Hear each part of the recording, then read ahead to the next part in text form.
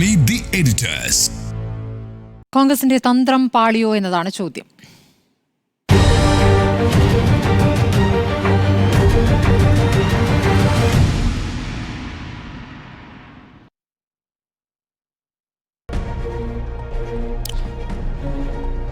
ഉണ്ണിബാലകൃഷ്ണൻ, വോട്ടെണ്ണലിന്റെ ആദ്യ മണിക്കൂറിൽ 60 അടുത്ത് വരെ ലീഡ് എത്തിയ ശേഷമാണ് പിന്നീട് താഴേക്ക് അങ്ങോട്ട് വീഴുന്ന. ആ വീണ ശേഷം പിന്നീട് അനക്കമില്ലാതെ കുറേ സമയം അല്ലേ, ഇതുവരെ കാണാത്തൊരു രീതിയിലൊരു മാറിമറിയലായിരുന്നു. അതെ അതെ അതെ നിശ്ചയമായും ഹരിയാനയിൽ ഒരു വലിയ രാഷ്ട്രീയ അട്ടിമറിയാണ് നടന്നതെന്ന കാര്യത്തിൽ ഒരു സംശയവുമില്ലല്ലോ. കാരണം നേരത്തെ നമ്മുടെ റിപ്പോർട്ടർ PR സുനിൽ പറഞ്ഞതുപോലെ BJP പോലും പ്രതീക്ഷിക്കാത്തൊരു വിജയമാണ് ഹരിയാനയിൽ ഉണ്ടായത് എന്നുള്ളതിനകത്തൊരു സംശയവും വേണ്ട. കാരണം ഇന്ന് രാവിലെ നമ്മൾ വാർത്ത റിപ്പോർട്ട് ചെയ്യുമ്പോൾ BJPയുടെ ആസ്ഥാനങ്ങളിലൊന്നും ഒരാഘോഷവും ഉണ്ടായിരുന്നില്ല.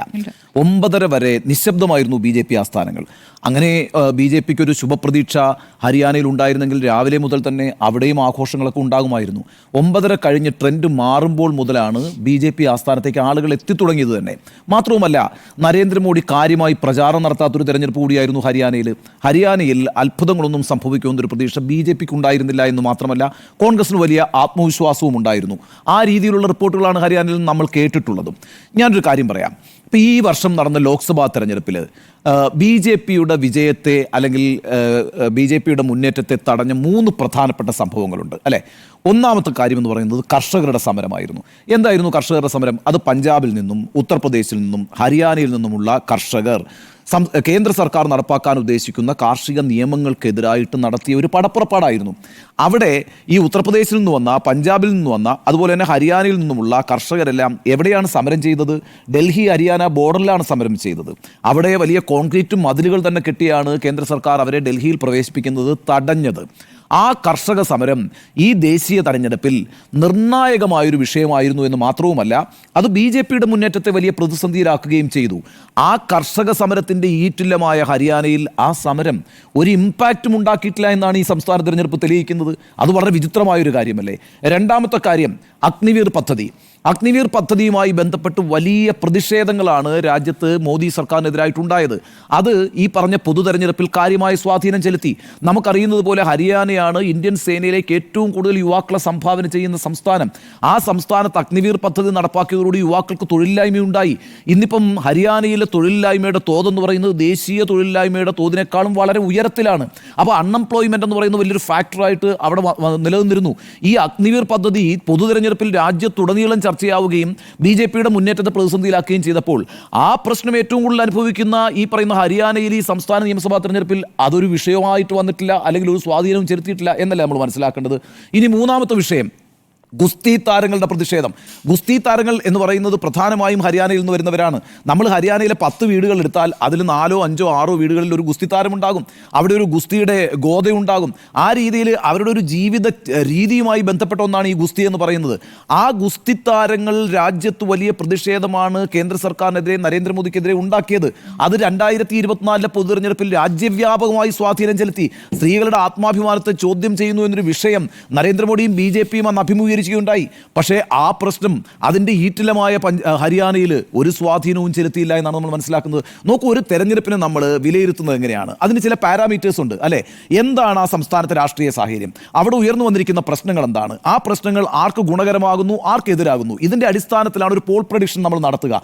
ഇവിടെ നോക്കൂ, ഈ പറയുന്ന കർഷക സമരം, ഗുസ്തി താരങ്ങളുടെ പ്രതിഷേധം, അതുപോലെ അഗ്നിവീർ പദ്ധതി ഉണ്ടാക്കിയ അൺഎംപ്ലോയ്മെൻറ്റ്, ഈ വിഷയങ്ങളെല്ലാം ഏറ്റവും ശക്തമായിരുന്നൊരു സംസ്ഥാനത്താണ് ഇപ്പോൾ തെരഞ്ഞെടുപ്പ് നടന്നത്. ആ തെരഞ്ഞെടുപ്പ് എന്ന് പറയുന്നത് സ്വാഭാവികമായും അവിടുത്തെ സംസ്ഥാന സർക്കാരിനെതിരായിട്ടുള്ളൊരു വികാരമായി മാറില്ലേ? ആ വികാരം വോട്ടായി മാറുകയാണെങ്കിൽ നിശ്ചയമായും പ്രതിപക്ഷത്തിന് അനുകൂലമാവുന്ന ഒരു രാഷ്ട്രീയ സാഹചര്യം ഉണ്ടാവില്ലേ? 2024 നടന്ന പൊതുതെരഞ്ഞെടുപ്പിൽ ഈ വിഷയങ്ങളെല്ലാം വലിയ രീതിയിൽ സ്വാധീനം ചെലുത്തുകയും BJPയുടെ മുന്നേറ്റത്തെ തടസ്സപ്പെടുത്തുകയും ചെയ്തിട്ടുണ്ടെങ്കിൽ അതിൻ്റെ എല്ലാം പ്രഭവ കേന്ദ്രമായ ഹരിയാനയിൽ ഈ വിഷയങ്ങൾ വർക്ക് ചെയ്യത്തില്ല എന്ന് എങ്ങനെയാണ് നമുക്ക് മനസ്സിലാക്കാൻ കഴിയുക? ഈ വിഷയങ്ങളൊക്കെ വർക്ക് ചെയ്യും എന്ന് പ്രതീക്ഷിച്ചുകൊണ്ട് തന്നെയാണ് ഹരിയാനയിൽ കോൺഗ്രസിന് ഈസി വിക്ടറി ആയിരിക്കും എന്ന് നമ്മളെല്ലാവരും വിലയിരുത്തിയിട്ടുള്ളത്. ഇനി മറ്റൊരു കാര്യമുണ്ടല്ലോ, 2014 മുതൽ 2024 വരെ 10 വർഷം അവിടെ BJP ആണ് ഭരിച്ചിട്ടുള്ളത്. 2 ടേം അവിടെ BJP പൂർത്തിയാക്കിയിരിക്കുന്നു. സ്വാഭാവികമായും ഒരു സർക്കാർ വിരുദ്ധ തരംഗത്തിനും സാധ്യതയുണ്ട്. അപ്പോൾ ഇങ്ങനെ ഒരുപാട് ഘടകങ്ങൾ BJPക്ക് പ്രതികൂലമായിരിക്കുന്ന ഒരു രാഷ്ട്രീയ സാഹചര്യത്തിലാണ് ഈ തെരഞ്ഞെടുപ്പ് നടന്നത്. സ്വാഭാവികമായിട്ടും BJPക്കെതിരായിട്ടൊരു ജനവിധി ഉണ്ടാകും എന്ന വിലയിരുത്തലിലേക്ക് എത്താൻ നിഷ്പ്രയാസം നമുക്ക് കഴിയുമെന്നേ. വളരെ പ്രധാനപ്പെട്ട കാര്യമുണ്ടല്ലോ, ഈ വർഷം മാർച്ച് 12-ാം തീയതി മനോഹർലാൽ ഖട്ടാർ രാജിവെച്ചില്ലേ? മനോഹർലാൽ ഖട്ടാർ ആയിരുന്നല്ലോ BJPയുടെ മുഖ്യമന്ത്രി. 2024 മാർച്ച് 12-ാം തീയതി എന്തിനാണ് മനോഹർലാൽ ഖട്ടാർ രാജിവെച്ചത്? ഒരു മുഖ്യമന്ത്രി രാജിവെക്കുക എന്ന് പറഞ്ഞാൽ ആ മന്ത്രിസഭയില്ലാതായി എന്ന് അതിൻ്റെ അർത്ഥം. എന്തുകൊണ്ടാണ് ആ മുഖ്യമന്ത്രിയെ മാറ്റി മറ്റൊരു മുഖ്യമന്ത്രിയെ കൊണ്ടുവന്നത്?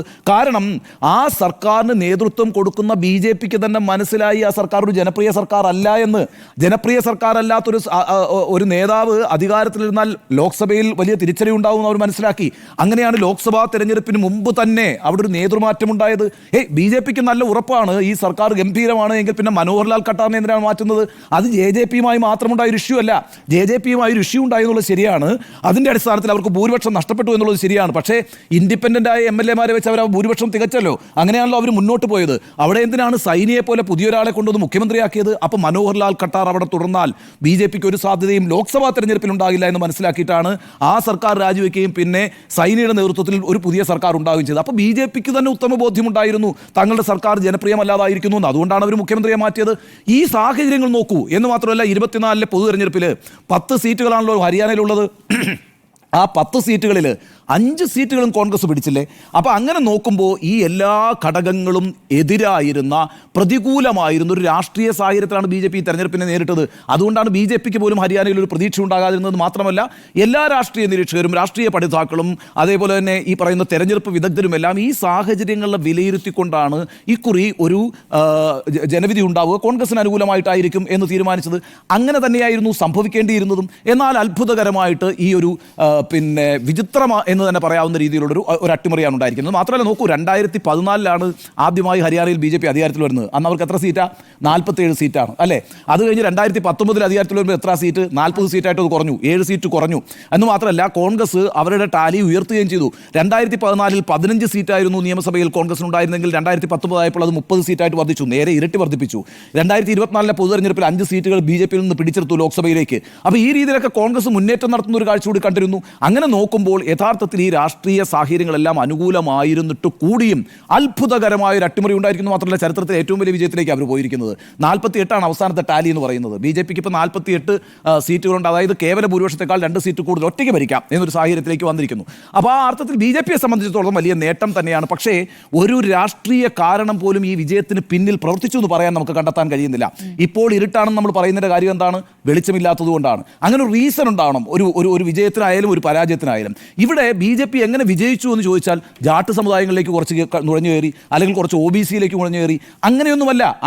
അങ്ങനെയുള്ള ഘടകങ്ങൾ പ്രവർത്തിച്ചിട്ടുണ്ടാകും. പക്ഷേ അതിനൊക്കെ അപ്പുറത്ത് നിൽക്കുന്ന ഈ കർഷക സമരം, അൺഎംപ്ലോയ്മെൻറ്റ്, അതുപോലെ ഗുസ്തി താരങ്ങളുടെ പ്രതിഷേധം, ഇതുപോലെ ആൻറ്റി ഇൻകംപൻസി, ഇങ്ങനെ ഒരുപാട് ഘടകങ്ങൾ നിൽക്കുമ്പോൾ കുറച്ച് ജാട്ട് വോട്ട് കിട്ടി, കുറച്ച് ദളിത് വോട്ട് കിട്ടി, കുറച്ച് OBC വോട്ട് കിട്ടി എന്ന് പറഞ്ഞ് നമുക്കിത് അവസാനിപ്പിക്കാൻ കഴിയില്ല. അപ്പോൾ അതുകൊണ്ട് കോൺഗ്രസ് ആണ് ഇക്കാര്യത്തിൽ കൃത്യമായൊരു വിലയിരുത്തൽ നടത്തേണ്ടത്.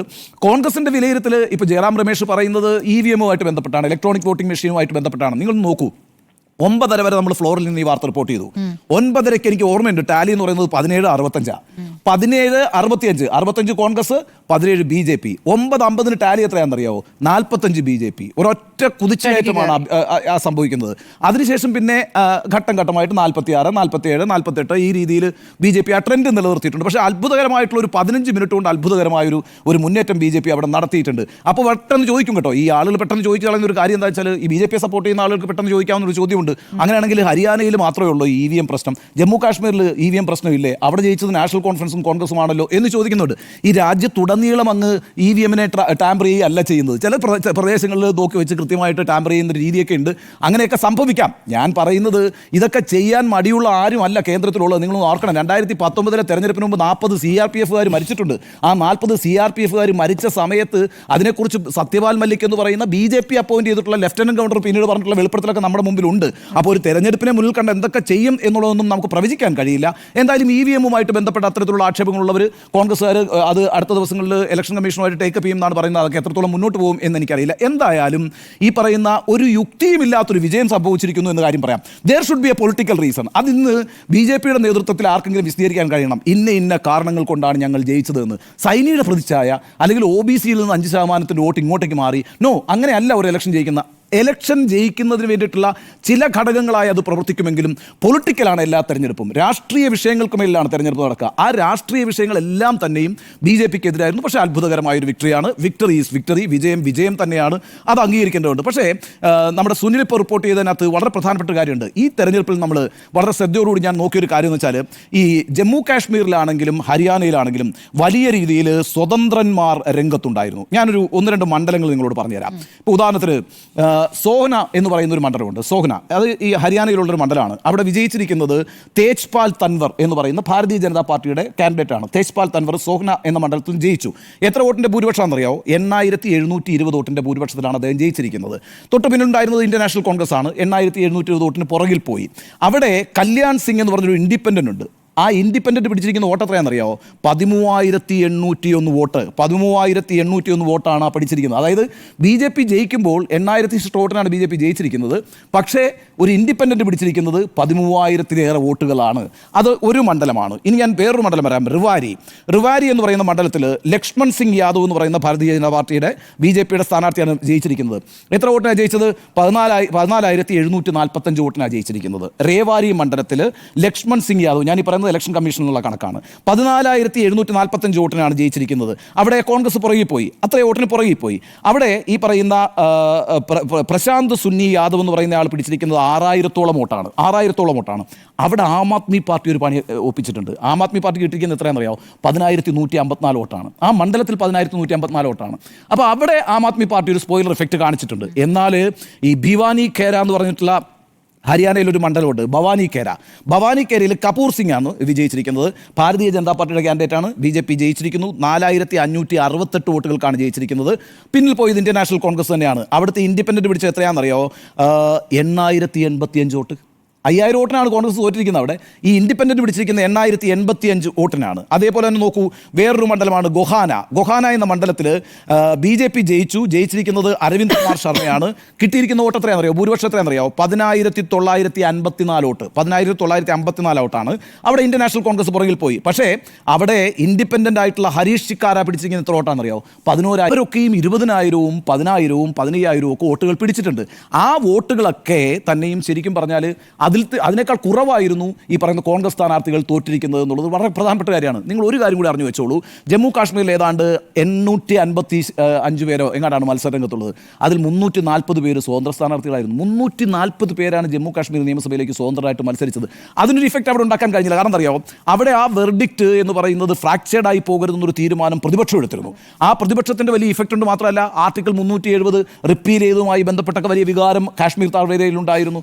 അതൊക്കെ കൊണ്ട് തന്നെ അവർ വളരെ ശ്രദ്ധയോടുകൂടി വോട്ട് ചെയ്തു എന്നുള്ളത് വളരെ പ്രധാനപ്പെട്ട കാര്യമാണ്. പക്ഷേ ഇവിടെ ഈ പറയുന്ന പ്രാദേശിക പ്രമുഖർ, വ്യവസായികൾ, സോഷ്യൽ മീഡിയ ഇൻഫ്ലുവൻസേഴ്സ്, ഇങ്ങനെയൊക്കെയുള്ള ആളുകൾ മത്സരരംഗത്തിറങ്ങുകയും കോൺഗ്രസും BJPയും തമ്മിലുള്ള നേരിട്ടുള്ള മത്സരത്തിൽ അവരുടെ വോട്ടിനെ വലിയ രീതിയിൽ കോൺഗ്രസിൻ്റെ വോട്ടിനെ കട്ട് ചെയ്യുകയും ചെയ്തു. ആ കട്ട് ചെയ്തതെന്നുള്ളത് വളരെ പ്രധാനപ്പെട്ട ഒരു കാര്യമാണ്. ഇനി ഒരു തന്ത്രമായി ഇത് വരാൻ പോകുന്ന ഒരു കാര്യമായി പോലും ഞാനിതിനെ കാണുന്നു. അതായത് സ്വതന്ത്രന്മാരെ ഇറക്കി ഡൈലൂഷൻ ഉണ്ടാക്കുക എന്നുള്ളതാണ്, വിഭജനം ഉണ്ടാക്കുക എന്നുള്ളതാണ് ഒരു പ്രധാനപ്പെട്ട തന്ത്രമായിട്ട് ഈ രണ്ട് തെരഞ്ഞെടുപ്പുകളിൽ ഞാൻ കാണുന്നത്. എന്തായാലും വിജയത്തെ വിജയമായി തന്നെ അംഗീകരിക്കുന്നു. അങ്ങനെ അംഗീകരിക്കുമ്പോൾ ഇതിൻ്റെ ഒരു പൊളിറ്റിക്കൽ ഫോളോ ഔട്ട് കൂടി 1 മിനിറ്റ് കൊണ്ട് പറഞ്ഞേക്കാം. ആ പൊളിറ്റിക്കൽ ഫോളോ ഔട്ട് എന്ന് പറയുന്നത് നമ്മളിപ്പോൾ കണ്ട പ്രധാനമന്ത്രിയുടെ പ്രസംഗമാണ്. പ്രധാനമന്ത്രി നരേന്ദ്രമോദിയെ 2024 പൊതുതെരഞ്ഞെടുപ്പിൽ NDA വിജയിച്ചതിന് ശേഷം BJP ഹെഡ്ക്വാർട്ടേഴ്സിൽ ഒരു സമ്മേളനത്തിൽ കണ്ടതിന് ശേഷം നമ്മൾ ആരും കണ്ടിട്ടുണ്ടായിരുന്നില്ല. ഇന്ന് അദ്ദേഹം വന്നിട്ട് പാർട്ടി പ്രവർത്തകരെ അഭിസംബോധന ചെയ്തിട്ടുണ്ട്. കാരണം എന്താണെന്ന് വെച്ചാൽ ഹരിയാന എന്ന് പറയുന്ന സംസ്ഥാനത്തുണ്ടായിരിക്കുന്ന ജയം എന്ന് പറയുന്നത് BJPയെ സംബന്ധിച്ചിടത്തോളം വളരെ പ്രധാനമാണ്. കാരണം BJPയും കോൺഗ്രസും മുഖാമുഖം നിന്ന് മത്സരിച്ച തെരഞ്ഞെടുപ്പാണത്. ആ തെരഞ്ഞെടുപ്പിൽ കോൺഗ്രസിനെ നിലംപരിശാക്കാൻ BJPക്ക് കഴിഞ്ഞു എന്നുള്ളത് ഇനി വരാനിരിക്കുന്ന തെരഞ്ഞെടുപ്പുകളിൽ അവർക്കൊരു അപ്പർ ഹാൻഡ് കൊടുക്കും. സ്വാഭാവികമായിട്ടും മഹാരാഷ്ട്രയിൽ തെരഞ്ഞെടുപ്പ് നടക്കാനിരിക്കുന്നു, ജാർഖണ്ഡിൽ തെരഞ്ഞെടുപ്പ് നടക്കാനിരിക്കുന്നു, അടുത്ത വർഷം തുടക്കത്തിൽ തന്നെ ബീഹാറിലും ഡൽഹിയിലും തെരഞ്ഞെടുപ്പ് നടക്കാനിരിക്കുന്നു. അതാ ഞങ്ങളുടെ പ്രാദേശികമായ ശക്തി ഇപ്പോഴും ചോർന്നു പോയിട്ടില്ല എന്ന് തെളിയിക്കാൻ BJPക്ക് ഒരു അവസരം ഉണ്ടായിരിക്കുന്നു. ഒപ്പം തന്നെ നരേന്ദ്രമോദി എന്ന നേതാവിൽ കൂടുതൽ വിശ്വാസമുണ്ടാക്കാൻ NDA ഘടകകക്ഷികളിൽ ഈ ഒരു വിജയം സ്വാഭാവികമായിട്ടും സ്വാധീനം ചെലുത്തും. രാഹുൽ ഗാന്ധിയെ സംബന്ധിച്ചിടത്തോളം ഇതൊരു ക്ഷീണമാണ്. കാരണം രാഹുൽ ഗാന്ധി ഒരു വളരെ റിജുവിനേറ്റഡ് ആയിട്ടുള്ളൊരു ലീഡർ എന്നുള്ള നിലയ്ക്ക് ഉയർന്നു വന്നിരുന്നു. പ്രതിപക്ഷ നേതാവ് എന്നുള്ള നിലയ്ക്ക് പാർലമെന്റിൽ തിളങ്ങിയിരുന്നു. സ്വാഭാവികമായിട്ടും ഇനിയിപ്പോൾ പരിഹാസമൊക്കെ വീണ്ടും വരും. സ്വാഭാവികമാണത്. കാരണം വെച്ചാൽ ഇനിയിപ്പോൾ പാർലമെന്റ് സമ്മേളനം തുടങ്ങുമ്പോൾ രാഹുൽ ഗാന്ധിയെ ഇതുവരെ കണ്ടിരുന്ന ഒരു വലിയ ഉയരത്തിലൊന്നും BJP ഇനി കാണാൻ പോകുന്നില്ല.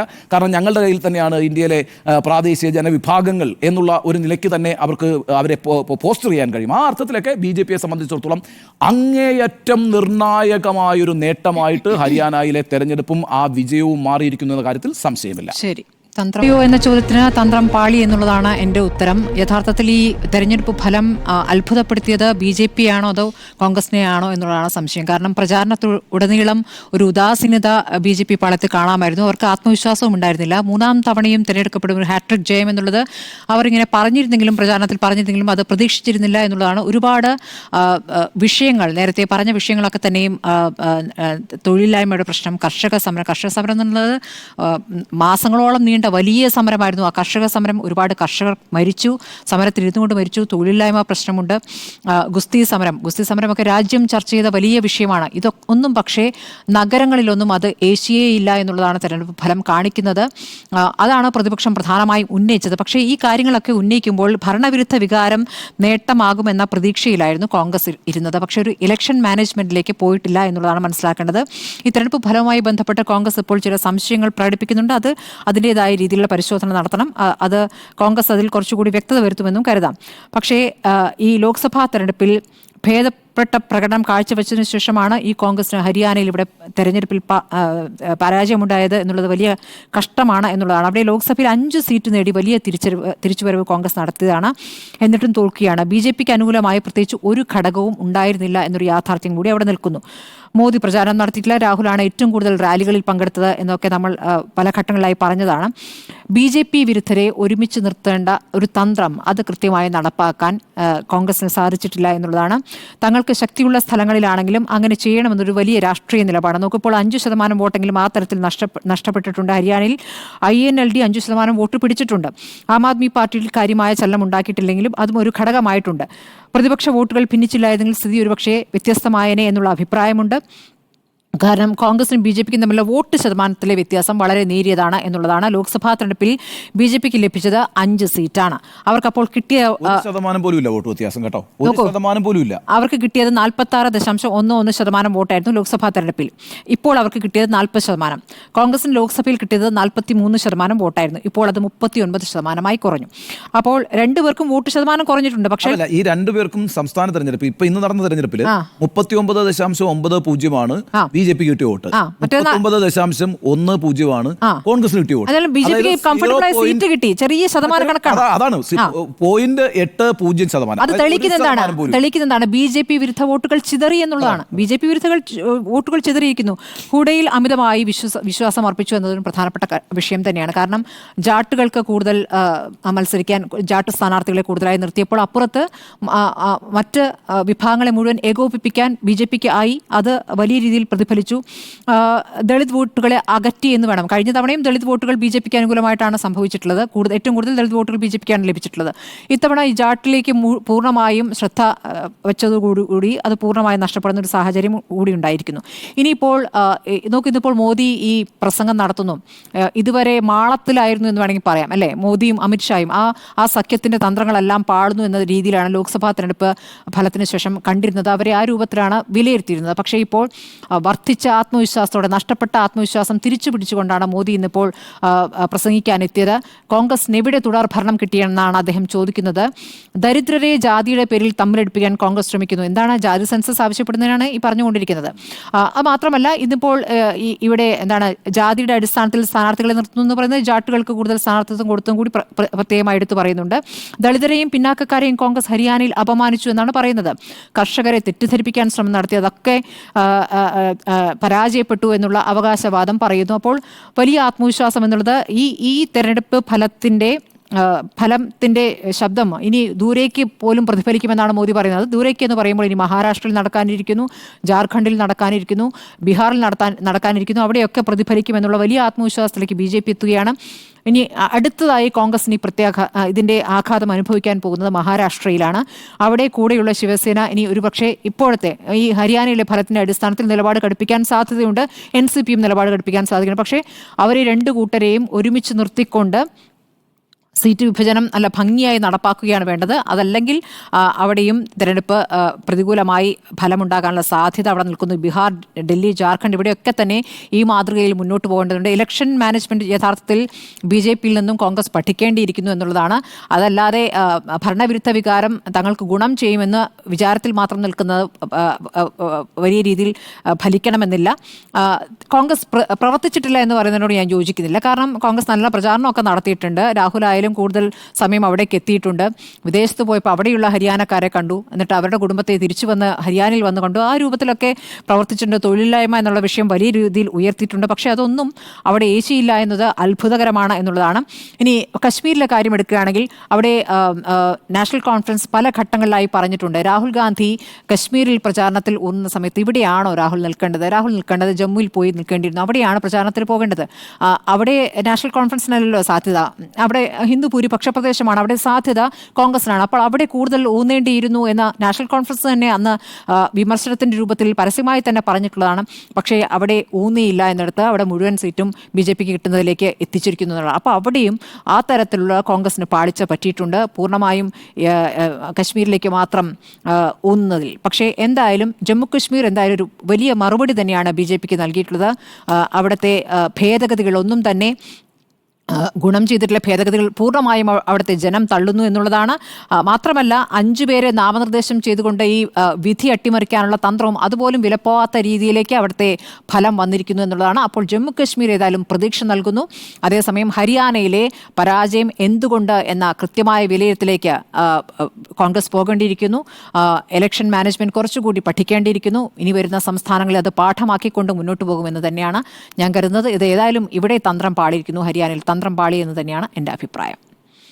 ശ്രീ ആൻഡോ, തന്ത്രം പാളിയെന്ന് ചോദിച്ചാൽ കോൺഗ്രസിന്റെ തന്ത്രം പാളി എന്നുള്ളത് തന്നെയാണ് എൻ്റെ അഭിപ്രായം. കാരണം ഈ മനോഹർലാൽ ഖട്ടറിനെ ഈ പറഞ്ഞ ലോക്സഭാ ഇലക്ഷൻ കഴിഞ്ഞ ഉടനെ തന്നെ മാറ്റിയപ്പോൾ തന്നെ അത് കോൺഗ്രസ് തിരിച്ചറിയണമായിരുന്നു. കാരണം ഭരണവിരുദ്ധ വികാരം നല്ല രീതിയിൽ പ്രതിഫലിച്ചിട്ടുള്ള ഹരിയാനയിൽ ഈ പറഞ്ഞ ഖട്ടറിനെ മാറ്റാൻ BJP തീരുമാനിച്ചപ്പോൾ തന്നെ അതിനകത്തൊരു ചേഞ്ച് പ്ലാൻ ചെയ്യുന്നുണ്ടെന്ന് മനസ്സിലാക്കണമായിരുന്നു. ആ കാര്യത്തിൽ കോൺഗ്രസ് പരാജയപ്പെട്ടു എന്നുള്ളതാണ് ഞാൻ വിശ്വസിക്കുന്നത്. കാരണം ഈ നമ്മുടെ സൈനിനെ OBC വിഭാഗത്തിൽ നിന്ന് പരിഗണിക്കുക എന്ന് പറയുന്നത് തന്നെ ഒരു വലിയ കാര്യമാണ് അവരെ സംബന്ധിച്ചിടത്തോളം.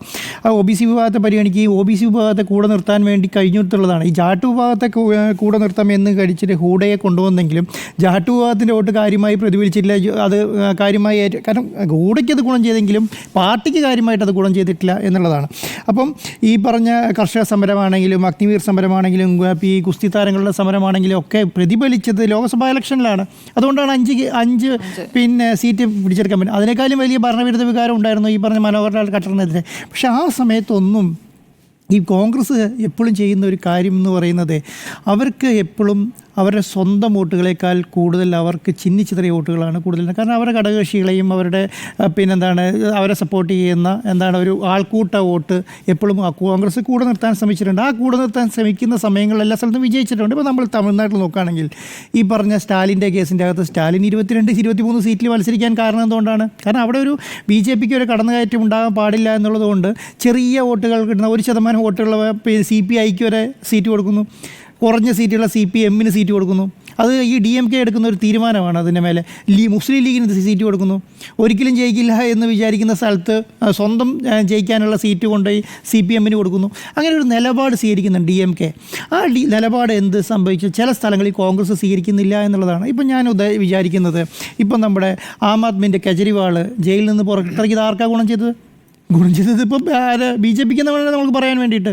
കാരണം BJP അവർ സ്വതന്ത്രമായിട്ട് മത്സരിക്കുന്ന സ്ഥലത്തേക്ക് അരവിന്ദ് കെജ്രിവാൾ റാലി നടത്താൻ ചെന്ന് കഴിഞ്ഞാൽ അവർക്ക് ആ വോട്ട് ഒരിക്കലും കോൺഗ്രസിന് കിട്ടില്ലല്ലോ. അപ്പോൾ അത് കോൺഗ്രസ് അവിടെ വിജയിക്കില്ല. എന്ന് പറഞ്ഞാൽ ആം ആദ്മി പാർട്ടി ഒറ്റയ്ക്ക് അവിടെ വിജയിക്കില്ല എന്നുള്ള ആം ആദ്മിക്കും അറിയാം, കോൺഗ്രസിനും അറിയാം. അപ്പോൾ എന്താണ് ഒരു 1% വോട്ടെങ്കിൽ സ്ഥലത്ത് 8,000 വോട്ട് 10,000 വോട്ട് പിടിച്ച സ്ഥാനാർത്ഥിയുണ്ട്. അപ്പോൾ ആ വോട്ട് കുറഞ്ഞു എന്ന് പറയും. നമ്മൾ പെർസെൻറ്റേജ് എടുക്കുമ്പോൾ ചിലപ്പോൾ 1%, 2% ഉണ്ടാവുള്ളൂ. പക്ഷേ ഒരു മണ്ഡലത്തിൽ ചിലപ്പോൾ തോൽവിക്ക് കാരണമായത് ഈ പറഞ്ഞ ആം ആദ്മി വോട്ടുകളായിരിക്കും. അതുപോലെ തന്നെ ഈ പറഞ്ഞ പ്രാദേശിക അതിനേക്കാളും വലിയൊരു കാര്യം എന്ന് പറയുന്നത് ഈ സ്ഥാനാർത്ഥി നിശ്ചയിക്കുന്നതിൽ പരാജയപ്പെട്ടു എന്നുള്ളതാണ്. കാരണം ചില സ്ഥലങ്ങളിൽ ബി ജെ പിൻ്റെ സ്ട്രോങ് കാൻഡിഡേറ്റിനെ നിർത്തുകയും മറ്റുള്ളവരെ അവിടുത്തെ ലോക്കൽ കാൻഡിഡേറ്റിനെ നിർത്താൻ പ്രേരിപ്പിക്കുകയും ചെയ്തിട്ടുണ്ട്. ചില ബാലകൃഷ്ണൻ പറഞ്ഞ പോലെ മാറ്റി അല്ല, അവർ MLA മാറ്റിയത് മാത്രമല്ല സ്ട്രോങ് കാൻഡിഡേറ്റിനെ നിർത്തി. അതുകൂടാതെ കോൺഗ്രസിൻ്റെ വോട്ട് പിടിക്കാൻ സാധ്യതയുള്ള സ്വതന്ത്ര കൂടെ നിർത്തിയിട്ടുണ്ട്. കാരണം ഇവർക്ക് അവിടെ അറിയാം. കാരണം നമ്മൾ ഈ CPM-ൻ്റെ ശക്തി കേന്ദ്രങ്ങളിൽ കൊണ്ടുപോയി CPM സ്ഥാനാർത്ഥി നിൽക്കുന്നതിനൊപ്പം തന്നെ അവർ നമ്മുടെ സ്ഥലങ്ങളിൽ ചില സ്ഥലത്ത് കണ്ടിട്ടില്ലേ പേര് ഇപ്പം പിന്നെ പിണറായി വിജയൻ എന്ന് പറഞ്ഞ ഒരാളെ നമ്മൾ നിർത്തും. എന്നാൽ 500 വോട്ടെങ്കിൽ 500 വോട്ട് പിടിക്കുക എന്നുള്ള ലക്ഷ്യത്തോടു കൂടി അങ്ങനെയുള്ളൊരു സംവിധാനം ഈ പറഞ്ഞ ഹരിയാനയിലും ഈ പറഞ്ഞ ജമ്മു ആൻഡ് കാശ്മീരിലും BJP തന്ത്രം ഫൈറ്റ് ചെയ്യുന്നുണ്ട്. അപ്പോൾ അങ്ങനെയുള്ള തന്ത്രങ്ങൾ മെനയുന്നതിൽ ഈ പറഞ്ഞ കോൺഗ്രസ് പല സ്ഥലങ്ങളിലും പരാജയപ്പെട്ടിട്ടുണ്ടെന്നുള്ളതാണ്. അങ്ങനെയുള്ള തന്ത്രങ്ങൾ ഈ പറയുന്ന ഇലക്ഷൻ തന്ത്രം എന്ന് പറയുന്നത് രമേശ് ചെന്നിത്തല എന്ന് പറഞ്ഞതുപോലെ ഭരണവിരുദ്ധ വികാരം മാത്രമല്ല. ഇന്ന് രമേശ് ചെന്നിത്തല ഭരണവിരുദ്ധ വികാരം കൊണ്ട് മാത്രമല്ല ട്രെൻഡ് ഔട്ടാവണമെങ്കിൽ ഇപ്പോൾ നമ്മൾ മനസ്സിലാക്കി കഴിഞ്ഞല്ലോ. ഇപ്പോൾ ഈ മഹാരാഷ്ട്ര ഇലക്ഷൻ വരുമ്പോൾ എന്താണ്, മഹാരാഷ്ട്ര ഇലക്ഷൻ വരുമ്പോൾ അവരുടെ മുന്നിൽ അവർക്ക് ഇറങ്ങി നിന്ന് പറയാൻ വേണ്ടി ഒരു ഹരിയാന ഇലക്ഷൻ വന്നു കഴിഞ്ഞു. ഇപ്പോൾ അതുകൊണ്ട് ഇപ്പൊ യഥാർത്ഥത്തിൽ മഹാരാഷ്ട്ര ഇലക്ഷൻ ഇതിന്റെ കൂടെ നടക്കേണ്ടതാ. അതെ, അത് നീട്ടിവെച്ചിരിക്കുകയാണ്, അടുത്ത മാസത്തേക്ക് മാറും. കാരണം വെച്ചാൽ ഹരിയാന ജയിച്ചു വന്നു കഴിഞ്ഞാൽ അതൊരു ട്രംപ് കാർഡാണ്. അല്ല, ഞാൻ പറയുന്നത് ഈ സൈനിനെ പിന്നെ OBC മുഖ്യമന്ത്രിയാക്കുമ്പോൾ കാണിക്കുന്ന ഒരു പിന്നെ എന്താണ് പറയുക, ഒരു OBC ദളിത് വിഭാഗങ്ങളെ കൂടുതൽ നിർത്താൻ വേണ്ടിയിട്ട് ശ്രമിക്കുക. അങ്ങനെ ഒരു നിലപാട് സത്യം പറഞ്ഞാൽ ഈ പ്രാവശ്യം കോൺഗ്രസ് എടുത്തിട്ടില്ല കേട്ടോ. കോൺഗ്രസ് ജാട്ട് വിഭാഗത്തെ മാത്രം കൂടെ നിർത്തി മറ്റുള്ളവരെ കൂടെ നിർത്തി കൊണ്ടുപോകാം എന്നുള്ളൊരു മൈൻഡ് സെറ്റോട് കൂടിയിട്ട് നിൽക്കുകയാണ്. ഇന്നത്തെ ഒരു ഇന്ത്യൻ്റെ സാഹചര്യം അനുസരിച്ചിട്ട് മുസ്ലിം ന്യൂനപക്ഷത്തെ കൂടെ നിർത്താൻ മുസ്ലിം സംവിധാനത്തോട് സഹകരിക്കുന്ന ആൾക്കാർ വേണം. ഹിന്ദു ഭൂരിപക്ഷത്തോടെ കൂടെ നിർത്താൻ ഹിന്ദു ഭൂരിപക്ഷമായിട്ട് ബന്ധപ്പെട്ട് വേണം. ക്രിസ്ത്യാനികളോട് ബന്ധപ്പെട്ട് അവർ വേണം. ജാട്ട് വിഭാഗത്തോടും അങ്ങനെയാണ്, OBC വിഭാഗം അങ്ങനെയാണ്. ഇങ്ങനെ ഒരു കലർന്ന സംവിധാനത്തെ കൂടെ നിർത്താൻ വേണ്ടിയിട്ട് ഈ പറഞ്ഞ കോൺഗ്രസ്സിന് ഇപ്പോൾ കഴിയുന്നില്ല എന്നുള്ളതാണ്.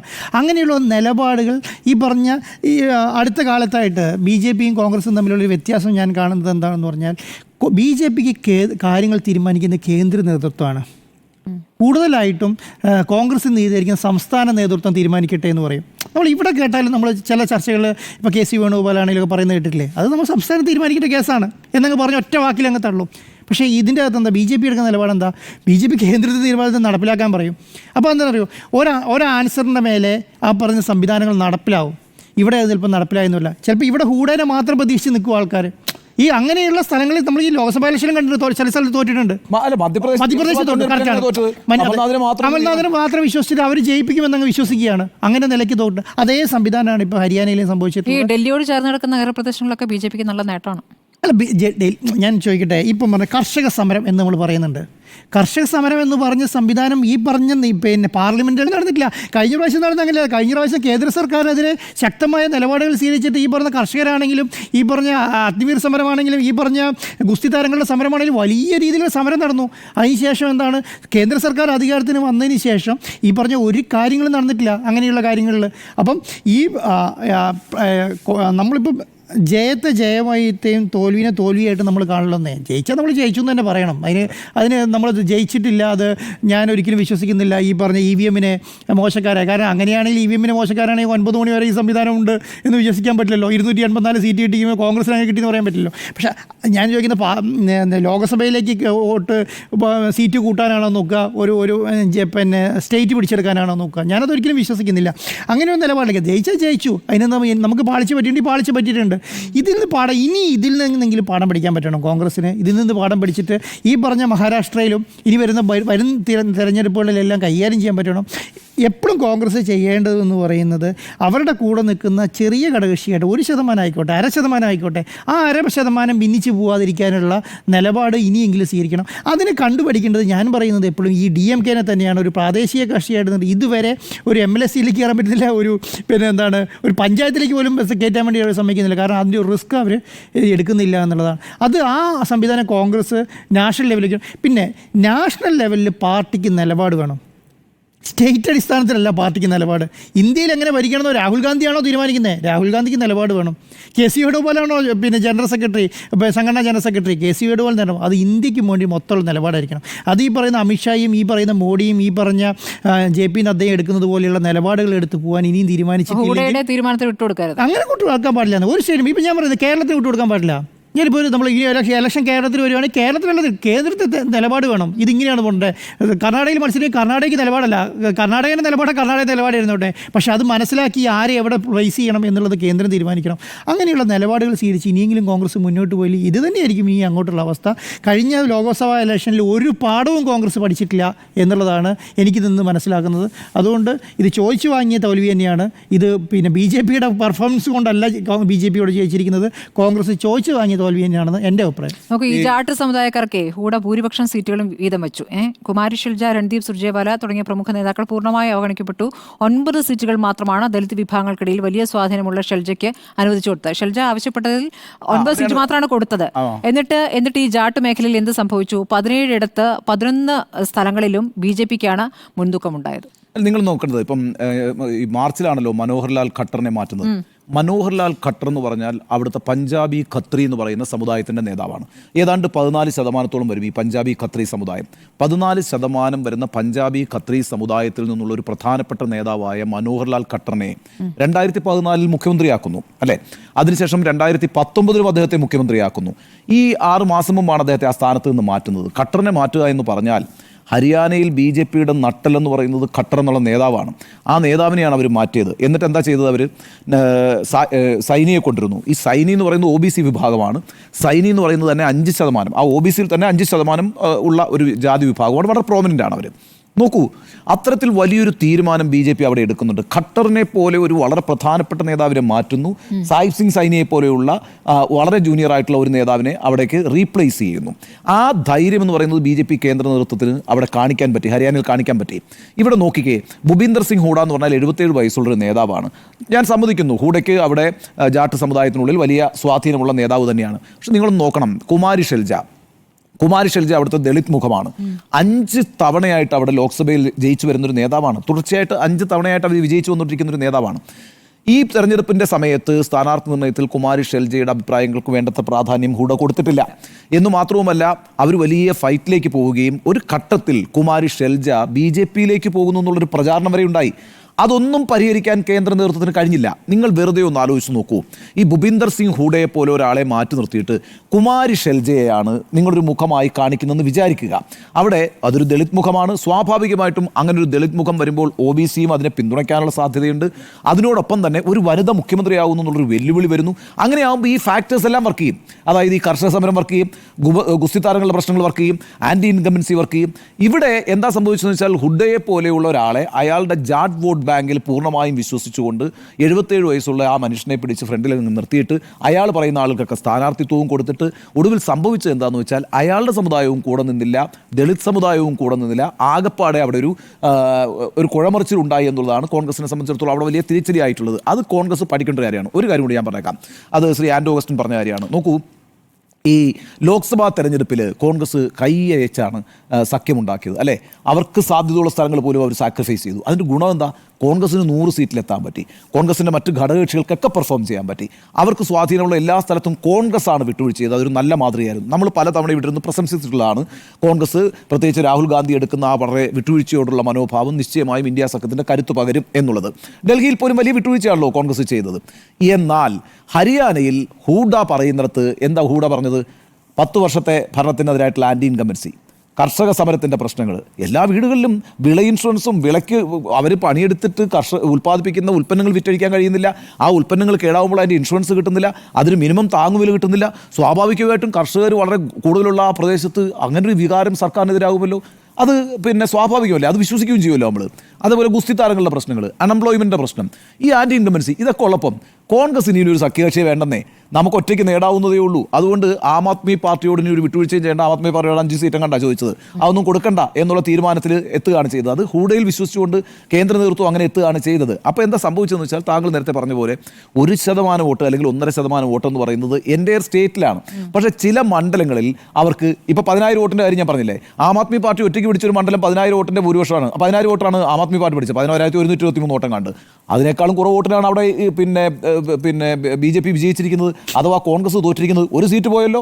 ഇങ്ങനെ നോക്കുമ്പോൾ മാത്രമല്ല, നിങ്ങൾ ഈ ചെറിയ സംഘടനകൾ കൂടുമ്പോൾ വോട്ട് കിട്ടുന്നതിനേക്കാളും കൂടുതൽ ഒരു ബലം കിട്ടും. അതാ ഞാൻ പറഞ്ഞത്, ഒരു formidable alliance. ആ വാക്കാ ഞാൻ പറഞ്ഞത്. ഇപ്പം രാഹുൽ ഗാന്ധി ഇറങ്ങുന്നതിന്റെ കൂടെ അരവിന്ദ് കെജ്രിവാൾ ഒരു സീറ്റ് കാരണം ഡൽഹി പോലെ അതിർത്തി പങ്കിടുന്ന ഒരു സ്ഥലത്ത്, ഒരു സംസ്ഥാനത്ത് ഒരു അരവിന്ദ് കെജ്രിവാൾ ജയിലിൽ നിന്ന് ഇറങ്ങി വരുമ്പോൾ വലത് കൈ പിടിച്ച് അല്ലെങ്കിൽ ഇടത് കൈ പിടിച്ച് രാഹുൽ ഗാന്ധിയുടെ കൂടെ ഒരു സ്റ്റേജിലേക്ക് വരുന്ന ഇമ്പാക്ട് ഉണ്ടല്ലോ, ചെറിയ ഇമ്പാക്ട് അല്ല, അത് ത്രൂ ഔട്ട് സ്റ്റേറ്റ് ആണ്. അതാ ഞാൻ പറഞ്ഞത്, 1.5% വോട്ടേ ഉള്ളൂ ആം ആദ്മി പാർട്ടിക്ക്. അതുകൊണ്ട് അവരെ മാറ്റി നിർത്തിയേക്കാം, അവരൊരു കാര്യമല്ല എന്ന് കരുതുന്നതിന് പകരം ഈ പറഞ്ഞ കണക്ക് നിങ്ങൾ ആളുകളെ നിർത്തി നിർത്തിയില്ലേ. ഇപ്പൊ ഇന്ത്യ മുന്നണി എന്ന് പറഞ്ഞിട്ട് രാഹുൽ ഗാന്ധി നടക്കും, അല്ലെങ്കിൽ ബാക്കി സ്റ്റാലിനും തേജസ്വി യാദവും സീതാറാം യെച്ചൂരിയും ഒക്കെ നിരന്നു നിൽക്കുന്ന ആ ഒരു ചിത്രമുണ്ടാക്കുന്ന ഇമ്പാക്റ്റ് ഉണ്ടല്ലോ, ആ ഇമ്പാക്റ്റ് എന്ന് പറയുന്നത് വളരെ പ്രധാനമാണ്.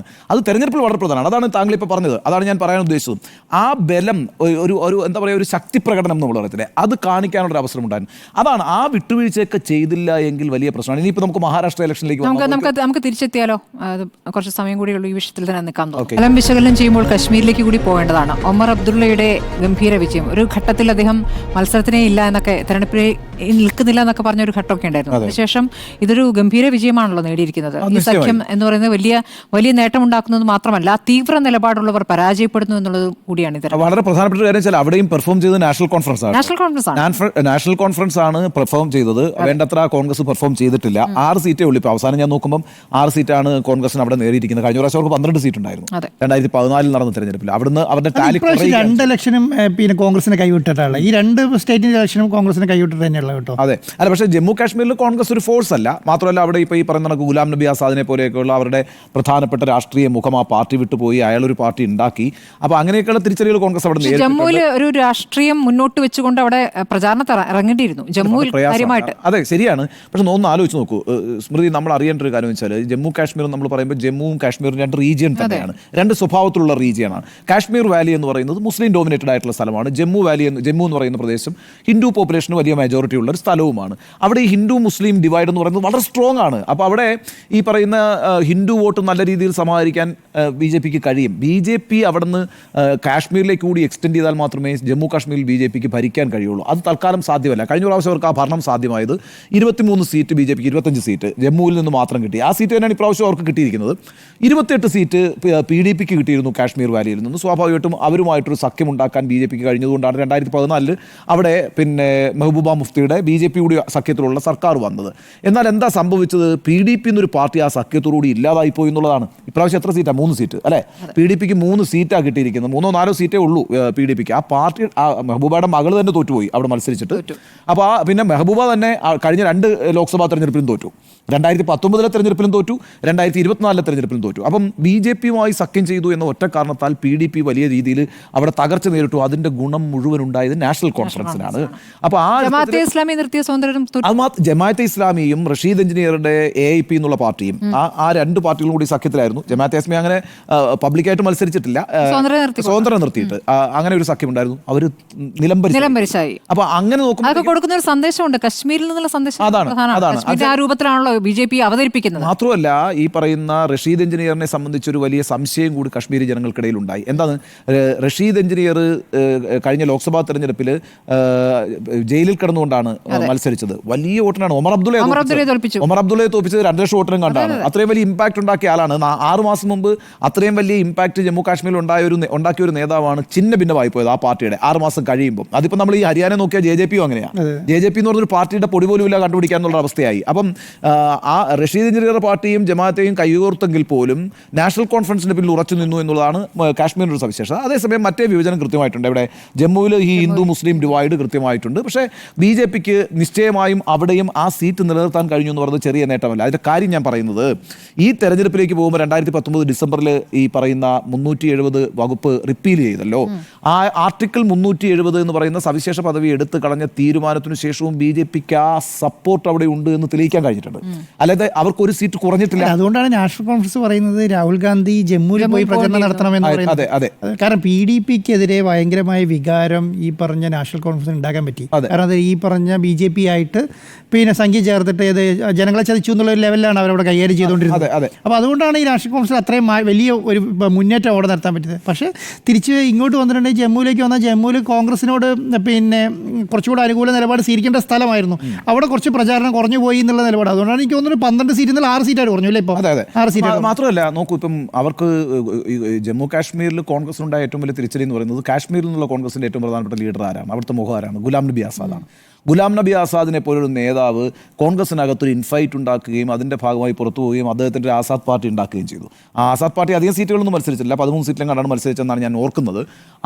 അവർക്കൊരു ഇമ്പാക്റ്റും ഉണ്ടാക്കാൻ പറ്റില്ല. പക്ഷേ എന്താ പ്രശ്നം എന്ന് വെച്ചാൽ കോൺഗ്രസിന് അവിടെ ഒരു ഫേസ് ഇല്ലെന്നേ. കോൺഗ്രസിൻ്റെ ലീഡർ എന്ന് ഉയർത്തി കാണിക്കാൻ പറ്റുന്ന ഒരു ഫേസ് യഥാർത്ഥത്തിൽ ഇല്ല. ജമ്മു കാശ്മീരിൽ പക്ഷേ BJPയുടെ സംസ്ഥാന അധ്യക്ഷൻ തോറ്റുപോയിട്ടുണ്ടെന്ന് ഞാൻ മനസ്സിലാക്കുന്നത്. അവിടെ MLA ആയിട്ട് മത്സരിച്ചിരുന്നു, സംസ്ഥാന അധ്യക്ഷൻ തോറ്റുപോയെന്ന് ഞാൻ വിചാരിക്കുന്നു.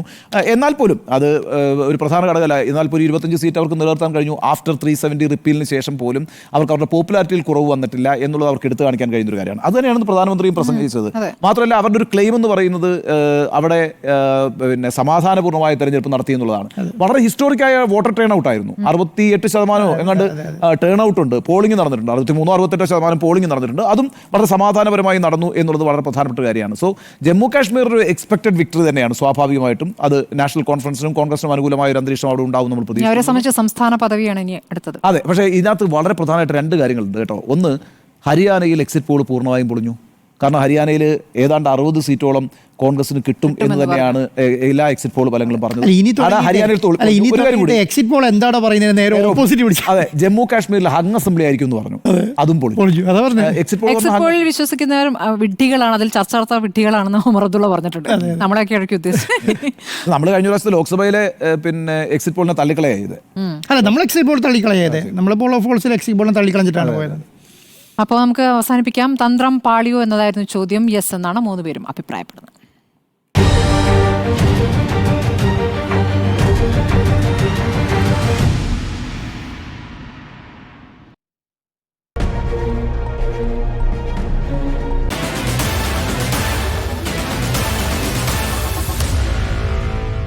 Meet the editors.